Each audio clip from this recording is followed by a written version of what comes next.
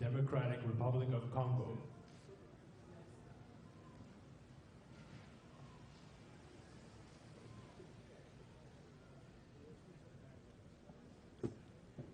His Excellency Joseph Kabila Kabange, President of the Democratic Republic of the Congo.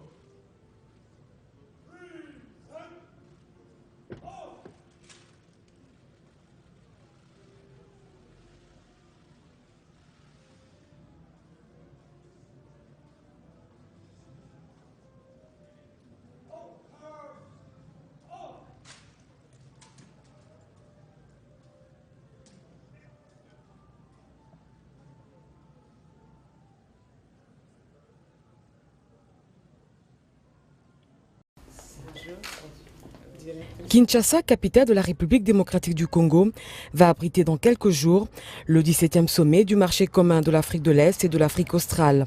Un sommet qui s'ouvrira simultanément avec la 7e table ronde des épouses des conjoints des chefs d'État et de gouvernement, dont Marie-Olive Lembe Kabila va assurer la présidence jusqu'en juin 2015.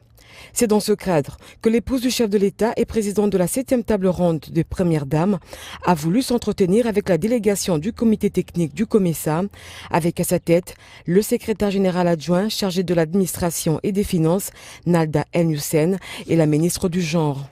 Au cours de leur entretien, les deux personnalités ont échangé sur les préparatifs de ce grand événement qui va accueillir les épouses des chefs d'État et pays membres du COMESA.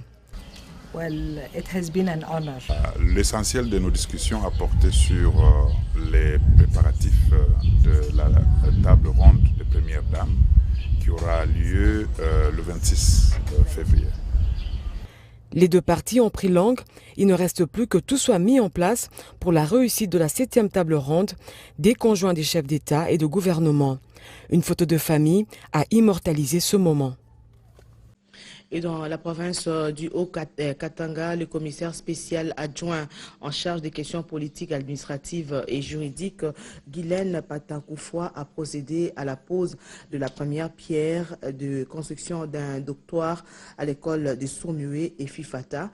Les travaux qui seront financés dans le cadre du Forum économique Afrique du Sud Katanga vont prendre 3 mois. Suivez ce reportage de nos confrères depuis le Haut-Katanga. À cet endroit situé dans l'enceinte du complexe scolaire FATA pour sourds-muets, au quartier Naviundou dans la commune annexe, sera érigé un dortoir de 250 mètres carrés. C'est la commissaire spéciale adjointe en charge des questions politiques, administratives et juridiques, Guylaine Patankoufwa Motonkole, qui a procédé au lancement des travaux. Ces dortoirs, dont les travaux seront exécutés par une entreprise sud-africaine, vient suppléer à l'ancien dans lequel passaient nuit les filles et garçons internes du complexe scolaire FATA et qui manquait d'installations sanitaires.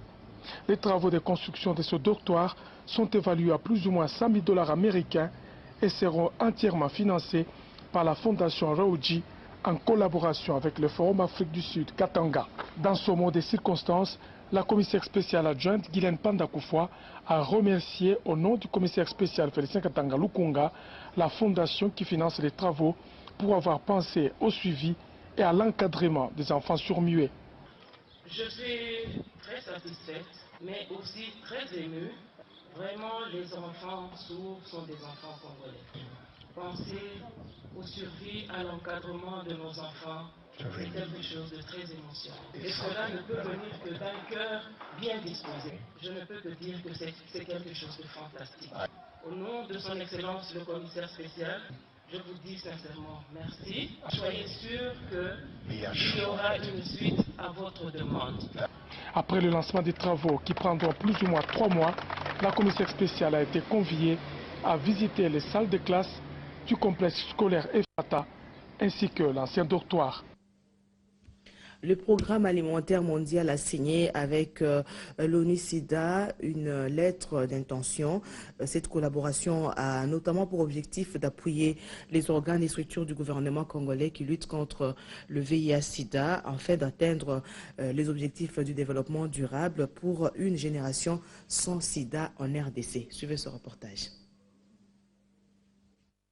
Le Programme alimentaire mondial vient de sceller un partenariat avec l'ONU-SIDA à travers la signature de cette lettre d'intention pour appuyer notamment les organes et structures du gouvernement en charge de la lutte contre le VIH-SIDA dans la réalisation des activités pour parvenir à la vision nationale d'une génération sans SIDA. Ce partenariat vise également à appuyer les programmes nationaux de lutte contre le SIDA, les infections sexuellement transmissibles, le programme national multisectoriel de lutte contre le VIH-Sida dans le développement de la cartographie digitale des informations multisectorielles sur le VIH-Sida, la production et diffusion des informations stratégiques sur le sida en RDC. Le mariage PAM-ONU-SIDA va par ailleurs consister à offrir des services logistiques au ministère de la Santé publique pour le transport des intrants, les matériels et médicaments liés au sida, paludisme et à la tuberculose. Il est également question de promouvoir et porter la nutrition de personnes vivant avec le VIH-Sida parmi les priorités de la réponse au VIH-Sida en RDC. Le représentant du PAM en RDC, Pablo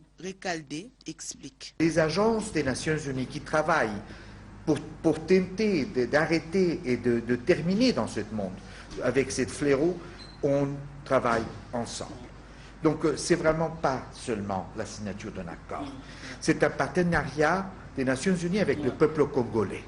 Ça va beaucoup plus au-delà de cette signature. Retenez également que ce partenariat veut organiser une bonne et permanente gestion de la chaîne de communication et de dissémination proactive des informations stratégiques du pays sur le VIH-Sida et la multisectorialité. Le représentant légal et président de la 8e communauté des églises pentecôtistes d'Afrique, CEPAC en sigle, le révérend docteur Maté Somouké est à Kinshasa. Une visite en RDC qui s'inscrit plutôt dans le cadre de l'inauguration dimanche prochain de la nouvelle église de cette communauté chrétienne. Sachez que la 8e CEPAC compte déjà 724 églises locales. Elvis Ngwala pour le reportage.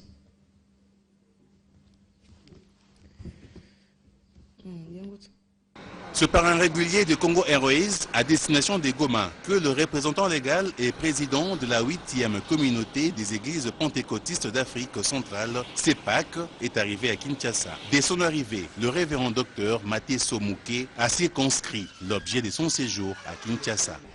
C'est pour l'inauguration d'une église ici à Kinshasa. La CEPAC est une grande communauté. Elle a 724 églises. C'est depuis 10 ans que nous n'avons pas ouvert d'autres nouvelles églises. Nous avons une université, on appelle université évangélique en Afrique avec 5 facultés. En cette semaine pascale, le révérend docteur Maté Somouké appelle les Kinois au pardon. La période de la Pâque, c'est la fête de la délivrance. La Pâque veut que nous soyons aussi réconciliés entre nous et Dieu d'abord et entre nous-mêmes. Il ne faudrait pas qu'il y ait des clivages claniques chez nous. Il ne faudrait pas que les guerres continuent.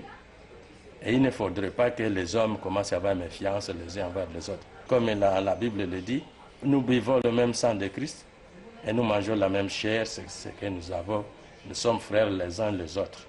Blancs ou noirs, jaunes, nous sommes devenus frères à travers le sang de Christ. Le rendez-vous est donc pris pour ce dimanche, 8h, pour l'inauguration de la 725e église de la 8e CEPAC à Kinshasa. Ici que nous mettons fin à ce journal. Merci de l'avoir suivi. Les informations en langue nationale, c'est à partir de 15h, heure de Kinshasa. Et la grande édition du journal du soir vous sera présentée à 19h30 par Sarah Fanny Dacruz. J'aurai le plaisir de vous retrouver demain à 19h30. Au revoir et bonne suite de programme sur nos antennes.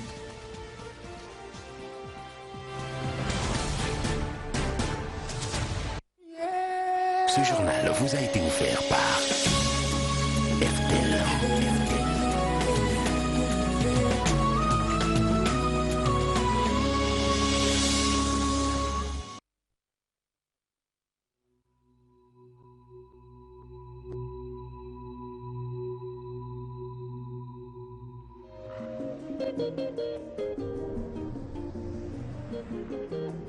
Moi, je dirais la première raison d'aimer le Congo, ce sont ces personnes, ce sont ses habitants, ce sont ceux qui aiment être au Congo et faire quelque chose pour le Congo. quand on est convaincu que l'on aime ce pays, on se donne pour travailler pour le pays, on se donne pour que le pays fonctionne bien. Donc chacun doit considérer ce qu'il peut faire pour le pays, non pas ce que le pays va faire pour nous, mais ce que nous pouvons faire pour le pays. Mais je prends ma propre personne. J'étais partout, j'étais dans plusieurs pays, mais je n'ai jamais demandé à changer de nationalité, par exemple. Que l'on puisse avoir la paix, qu'on puisse avoir la justice, la solidarité, qu'on puisse être tous ensemble comme une seule famille. Et je pense que cette situation-là peut aider les Congolais à pouvoir vivre pour le Congo sans rien demander en retour.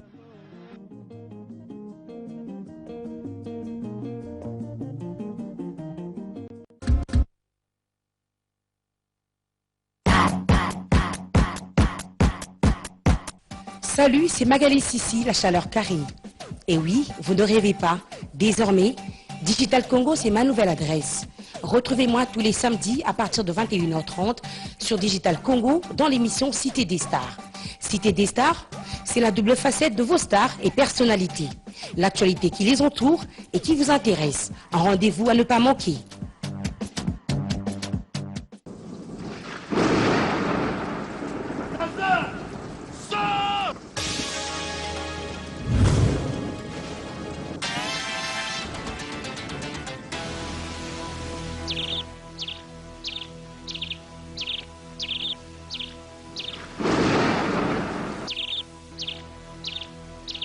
Motei, toluki utakala. Na bashushu be batikali na nchela. Pe ebele ya bato basosoli ye tozali mosakoli ya solo. Nalobaki na koyana banda.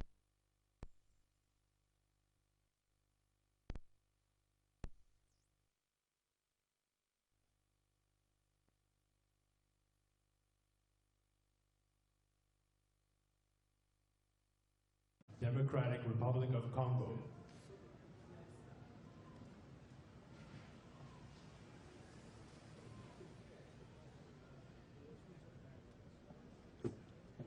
His Excellency Joseph Kabila Kabange, President of the Democratic Republic of the Congo.